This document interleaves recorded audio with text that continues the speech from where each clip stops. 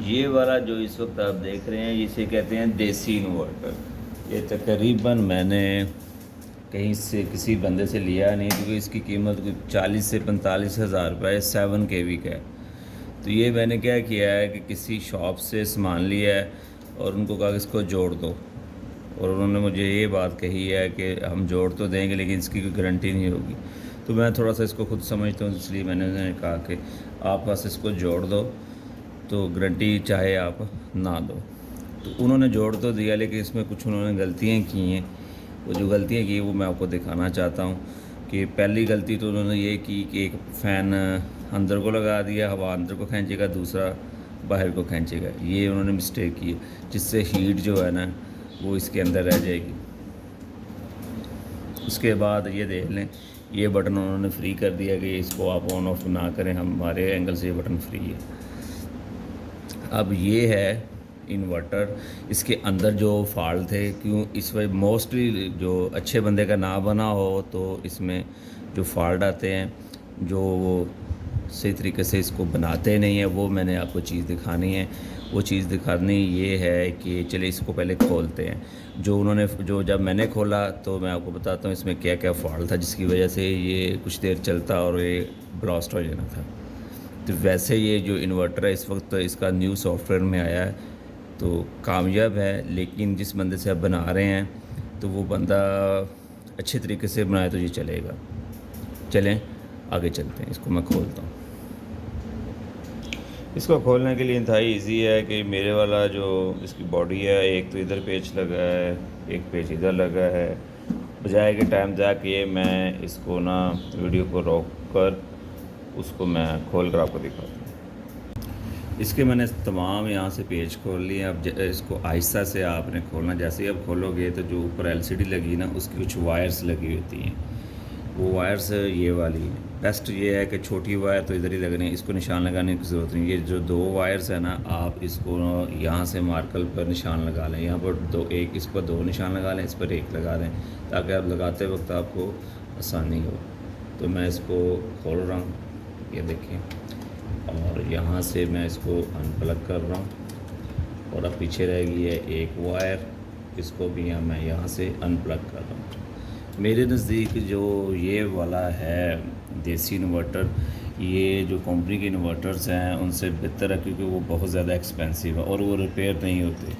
जब ख़राब होना शुरू हो जाएँ, साल 2 साल बाद वो ख़राब होना शुरू होते हैं, कोई 5 साल बाद ख़राब होना शुरू होता है, तो वो जो फिर कह लें कि रिपेयर नहीं होते। इसकी हर चीज़ जो है मार्केट से आपको मिल जाती है। ये मैंने साइड पर रख दी है।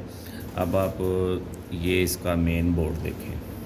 इस मेन बोर्ड में जब मैंने लिया था तो मैकेनिक जिसने बनाया उसने सबसे बड़ी गलती की कि जो लास्ट वाला ये ट्रांसिस्टर लगा हुआ है, इसे IGBT कहते हैं, तो ये पेच उसने फुल लूज़ किया हुआ था। कल को ये चलना था, या तो जानबूझकर किया या वैसे वो भूल गया। जब ये चलना था तो ये सारे तो साथ इसके अटैच हैं, इनकी हीट जो है वो इसके अंदर आती है, ये हीट सिंक के अंदर। तो यहाँ से फ़ैन खींच कर बाहर निकाल देते हैं। लेकिन ये वाला जो था इसकी हीट इसके अंदर रहनी थी और इसने जल जाना था, और ये आपका देसी इन्वर्टर जो है वो फेल हो जाना था, जो कि लोग खुद बनाते हैं मैकेनिक। ये इसका जो बोर्ड बना हुआ है वो बड़ा बेहतरीन बना हुआ है। इसकी जो ये PCB जो है अच्छी बनी हुई है, और ये आप देख लें कि ये 7 kV का है। अब ये वाला जो उन्होंने सप्लाई लगाई हुई है, ये इसको करंट देने के लिए पूरी किट को ये सप्लाई उन्होंने इसलिए यूज़ की हुई है। और ये जो कैपेसिटर यूज़ किया इतना बड़ा, ये टार्क लोड के लिए यूज़ किया हुआ है। अगर चाहे आप ना भी ये लगाएं तो कोई इशू नहीं है। ये ऑलरेडी जो है 6 लगे हुए हैं और इसमें 8 ये ट्रांसिस्टर लगे हुए हैं। फिर उस बंदे ने मेरे हिसाब से गलती एक और की है, ये जो कॉइल लगी हुई है ये सिल्वर कॉइल है। मैंने इसको भी खोल कर प्रॉपरली एडजस्ट किया है।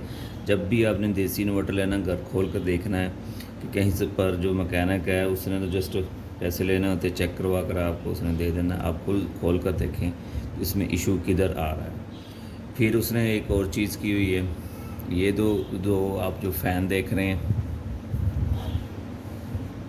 ये जो 2 फ़ैन हैं इसको सप्लाई उसने अलग से ये इसके थ्रू दे दी है। ये सप्लाई देख लें, ये वाली सप्लाई लगी हुई है जिसके आप चार्जर बोलते, चार्जर नहीं होती, ये सप्लाई है। यहाँ से इसको करंट दे दिया है और इसको दे दिया। अब मुझे जो इस चीज़ में फ़ील हुआ कि ये कहाँ से ख़राब हो सके, एक तो मैं इसको अंदर से थोड़ा सा रंग करूँगा ताकि इसको जंग ना पड़े, बॉडी जो है काफ़ी देर तक चले।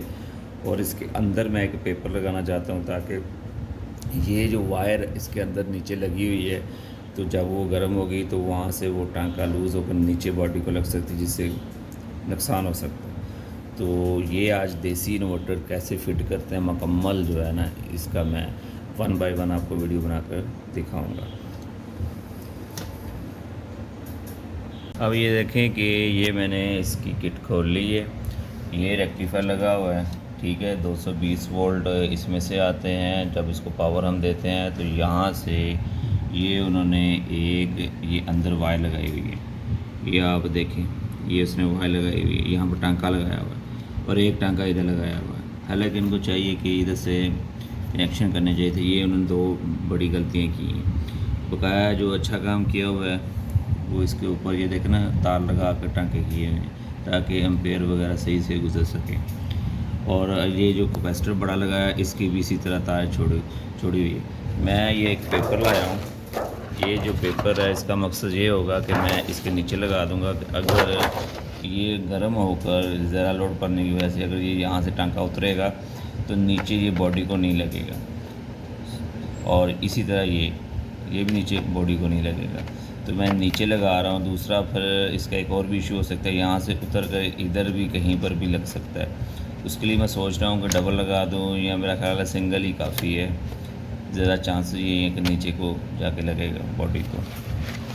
तो ये 7 kV का बना हुआ है, ये आप देख लें। इसके कनेक्शंस यहाँ से कैपेसिटर दिया हुआ है और इधर एक सप्लाई दे रही है 15 वोल्ट की।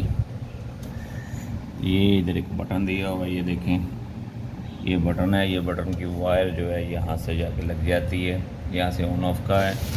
और ये 2 फ़ैन दिए हुए हैं, लेकिन ये हमेशा चलते रहेंगे। इसका हीट के साथ कोई तल्लुक़ नहीं है कि हीट हो तो तब चले। इसके लिए मैं अलग से सोच रहा हूँ सेंसर लगाऊंगा। जब लगाऊंगा तो उसकी वीडियो आपको बना कर दिखाऊंगा। फ़िलहाल अगर इन्होंने ज़्यादा शोर ना किया तो चलते रहें तो कोई इशू नहीं। अब मैं ये वाला खोलने लगा हूँ, खोल कर ये देखने लगा हूँ उसने जो ये वायर्स लगाई हैं, ये पीछे ये लिखा हुआ ना L और N। L का मतलब यहाँ पर फेस देना है, यहाँ पर अर्थ देना है, यहाँ पर फेस देना है, यहाँ पर अर्थ देना है। अब मैं ये देखने लगा हूँ कि ये जो N और N ये दोनों कॉमन है या नहीं है, कहीं उसने ये आगे पीछे तो नहीं पॉइंट्स किए। इसको कंफर्म करने के लिए मैं ये छोटा सी जो किट लगी है इसके ऊपर सिर्फ कनेक्टर्स लगे, इसको खोलने लगा हूँ। पेच रखने के लिए ये देखिए मैंने अलग से रखा था कि पेच गुम ना हो, और ये सबसे हैंडी टूल होता है इसको खोलने के लिए। और कोई पेच अगर इससे ना खुले तो ये वाला प्लाज है, इसके थ्रू आप खोल सकते हैं। अब ये मैंने खोल लिया है। अब ये बहुत अच्छा देखें ना कितना शोल्ड किया हुआ है, इतना ही आपने करना तभी एम्पेयर प्रॉपर्ली गुजरेंगे। तो वो मैंने कन्फर्म कर लिया है, ये सही लगा हुआ है, क्योंकि मैकेनिक पर एतबार नहीं किया जा सकता। तो ये देखें कि ये चीज़ इसको जो दूसरा इन्वर्टर है ना जो कंपनीज़ के उससे ज़्यादा इसको अच्छा बनाती है, क्योंकि ये अलग से लगा हुआ है। कल को मोस्टली यहाँ पर ये पिघल जाते हैं अगर आप प्रॉपर्ली इसको क्रीम करके नहीं लगाते, या कोई भी इशू आता जस्ट आपको ये चेंज करनी पड़ेगी या इसके ऊपर वाले कनेक्टर चेंज करने पड़ेंगे। तो ये मेरे हिसाब से ये उन्होंने बहुत अच्छा बना के लगाया। ये नीचे जो शोल्डरिंग की है बहुत अच्छी की हुई है कि कितनी ज़बरदस्त की हुई है। और मुझे कैसे पता ये प्रॉपर्ली ठीक है, क्योंकि मैंने तो वो जो लिखा उसके हिसाब से चलना था, इसलिए मैंने पहले कंफर्म किया कि अब देखें फर्स्ट जो PV लिखा हुआ है, यहाँ पर आपने सोलर की तार लगानी, ज़्यादा से ज़्यादा 400 वोल्ट दे सकते हैं। ये बहुत आपको फ्रीडम मिल गया, जितनी मर्जी प्लेटें लगाएं, 400 वोल्ट बनाएं या उससे कम बनाएं तो वो बाद में इसकी एडजस्टमेंट करेंगे। उसके बाद ये इनपुट लिखा है, यहाँ पर आपने वापटा देनी है इसको। L जो है यहाँ पर पॉजिटिव तार, यहाँ पर नेगेटिव तार जो अर्थ होता है वो। इसी तरह ये जो आउटपुट है यहाँ से आप इससे करंट लेंगे। यहाँ पर L लिखा हुआ है, यहाँ पर N लिखा हुआ है। L मतलब फेस और N मतलब अर्थ वाली तार। तो ये आप ज़हन में रखें। अगर आप मैकेनिक नहीं भी है तो आप इन चीज़ों को देखकर कर सकते हैं। मैं मैकेनिक नहीं हूँ, लेकिन मैं हर एक इन चीज़ों को समझता हूँ। तो इतना कि मैं समझता हूँ कि मैं खुद यूपीएस कई बार बनाया और अभी तक वो चल रहा है। तो लेकिन मैं प्रोफेशनल नहीं हूँ। मैं जब भी कोई चीज़ लेता हूँ ज़्यादा मैं प्रेफर करता हूँ देसी चीज़ का। तो उसकी ये रीज़न है कि ये ईज़िली रिपेयर हो जाता है। अब देखें इसमें जो आईसी भी लगे हुए हैं, ये मेन कंट्रोलर आईसी है। ये छोटे छोटे आईसी लगे हैं, खुदा न खास्ता इनमें से कोई भी ख़राब होता है तो कोई भी परेशानी की बाइस नहीं है। यहाँ से आप उसको पुल आउट करें और नया आईसी लगा लें, क्योंकि नीचे बेस लगी हुई है, टांके लगा कर उतारने की ज़रूरत नहीं है। जो चीज़ इसमें ख़राब होती है वो उसके नीचे उसका बेस लगी हुई है प्लास्टिक की। लेकिन जो कंपनीज़ के इन्वर्टर होते हैं उनके साथ ऐसा नहीं होता। अब इनके साथ नहीं होती बेस, ये तीन तीन नीचे टांके होते हैं, वो इजीली आप उसको खोल कर रिपेयर कर सकते हैं, आप खुद भी या किसी मैकेनिक से भी। लेकिन जो मैकेनिक हो वो अच्छा होना चाहिए। ज़्यादा हीट वाला वो अगर वो काविया इस्तेमाल करता है तो वो नीचे से इसको ये जो पीसीबी है इसको डैमेज कर सकता है। तो ये चीज़ें बस अलग। अब इसमें ज़्यादातर ये ख़राब इसलिए होते हैं कि ये जो लगे हुए हैं ना, ये पुराने लगाए हुए होते हैं उन्होंने, ये पुराने लगे हुए हैं, न्यू नहीं लगाया, ये पहले से चले होते हैं। अब ये कब तक चलेंगे ये आपकी किस्मत है। आप किसी अच्छे ब्रांड के लेकर जो न्यू हो वो लगा लें। फ़िलहाल एक बार तो ये पूरा बनाया बनाया ले लें, 30,000 का बन जाता है। मेरे तकरीबन 29,000 रुपये लगा है, तो ये 7 kV का बन गया। प्योर साइन वेव वो कहते हैं, जब चलाएंगे तो फिर देखेंगे कि प्योर साइन वेव देता है कि नहीं देता। चलें, अब ये मैं पेपर लाया हूँ। ये पेपर वो वाला है कि जो मोटर वाइंड करते हैं उसके अंदर जो लगता है ये पेपर, तो उनसे ये मिल जाता है। ये मैं इस किट के नीचे लगाने लगा हूँ। पहले मैं थोड़ा सा जगह जगह पेंट करना चाहता हूँ। पेंट से मैंने बोतल में डाल के रखा, ऊपर से बंद की हुई है। उसमें एक छोटा सा ब्रश है हल्का सा, वो उसके थ्रू इसको पेंट करेंगे, वो भी मैं आपको दिखाता हूँ। ये बोतल वाला इसके अंदर मैंने अच्छी कंपनी का उसमें मिट्टी का तेल डालकर इसमें डाला हुआ है, यहाँ से ऊपर से बंद किया हुआ है। कुछ देर वो हफ्ते में 1-2 बार आप इसको ऐसे ऐसे करें ताकि अंदर जो इसके पेंट है वो ठीक रहे। तो अब मैं इसमें से थोड़ा सा ब्लैक पेंट निकालूंगा और वो जो ब्रश है वो भी मैं आपको दिखाता हूँ। उस ब्रश के अंदर मैंने क्या किया हुआ है, इसके अंदर मैंने छोटा सा एक ब्रश रखा हुआ है कि अक्सर कहीं पर पेंट करें तो वो बेहतर रहता है, रंग नहीं लगता, कई चीज़ों पर बंदा कलर। ये ऊपर से बंद है और इसके अंदर पेट्रोल डाला हुआ है क्या कि ब्रश के जो आगे से मुंह है ना वो नरम रहे। उसमें पेंट करने से ना वो आ जाता है, हार्ड हो जाता है, सूख जाता है, इसलिए सूखेगा नहीं। अब इस ब्रश के थ्रू मैं इसके अंदर थोड़ा थोड़ा कहीं पर पेंट करना हो, अक्सर चीज़ों को मैं करता रहता हूँ जहाँ पर मुझे लगे, चाहे मोटरसाइकिल हो, कोई भी चीज़ हो, इलेक्ट्रॉनिक्स की हो, तो उस वजह से फिर मैं कहता हूँ कि वो ख़राब ना हो। तो अब मैं इसको जिधर पेंट करना चाहता हूँ वो भी दिखा देगा। तो जिस बंदे से मैंने लिया था उसने पता नहीं कोई गलती की थी, एक बार ये इसने ठा किया। तो अब ये नीचे देखें, ये आपको नज़र आ रहा होगा, नीचे पेंट प्रॉपर्ली सही तरह से हुआ नहीं। ये देखें ब्लास्ट की ये निशान है। वो कहते हैं कि 1,000 रुपये उन्होंने मुझसे एक्स्ट्रा लिया है ताकि जो ये ब्लास्ट हुआ है उसको उन्होंने रिपेयर किया दोबारा। फिर मुझे अब उसने तकरीबन 15 एम्पेयर लोड डालकर चेक करके दिए है। जो मैंने प्लेटें ली हैं तकरीबन मेरे पास 5 या 6 प्लेटें, वो भी मैं 1 बाय 1 आपको पूरा ये प्रोजेक्ट बताता हूँ, ये मैं किस तरह बिल्ड कर रहा हूँ। ये आप देख लें। अब यहाँ से मैं पेंट करना है, पेंट करने के बाद इसकी जो नीचे वाली बेस है वहाँ पर वो पेपर लगा कर उसके ऊपर ये लगाऊँगा।